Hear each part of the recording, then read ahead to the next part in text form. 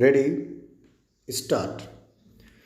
The petitioner filed a suit for a specific performance of an alleged agreement of sale dated 15/7/2003. The trial court dismissed the suit by judgment and decree dated 19/5/2008. The High Court dismissed the petitioner's appeal. Both the courts held that the petitioner had not approached the court with clean hands and that he had failed to prove any concluded contract for sale.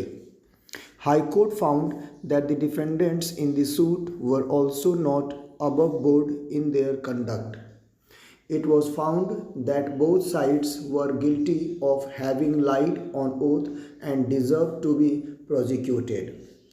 On the ground that courts were overburdened with litigation, the High Court decided that instead of directing prosecution, heavy costs should be levied on both petitioner and respondents to be paid to the state, which spends money on providing the judicial infrastructure. It then proceeded to impose exemplary costs of rupees 1 lakh on the petitioner and rupees 1 lakh on the respondents, and directed that the cost should be deposited with the Delhi High Court Legal Services Committee. Stop next para. Feeling aggrieved by the dismissal of his appeal, the petitioner is before this court on merits. We find that the concurrent findings of the trial court and the High Court do not warrant interference, and therefore this is not a fit case for grant of leave. The learned counsel for the petitioner submitted that levying cost of rupees 1 lakh against the petitioner was not warranted. He submitted that as the appeal before the High Court arose out of a civil suits were governed by sections 35 and 35A of the Code of Civil Procedure and cannot exceed what is leviable under those provisions. Stop next para. Under section 35 of the code, award of cost is discretionary but subject to the conditions and limitations as may be prescribed and the provisions of any law for the time being in force. Stop.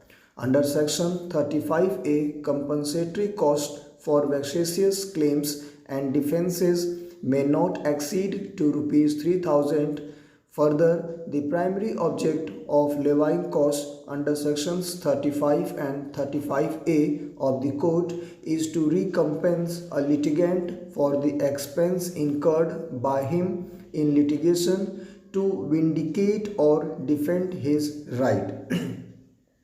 It is therefore payable by a losing litigant to his successful opponent when an appellant or a plaintiff has already paid the prescribed court fee in regard to the appeal or suit to the state at the time of institution. It is debatable whether any cost can be awarded to the state by way of penalty in a litigation between two private parties. Stop next para.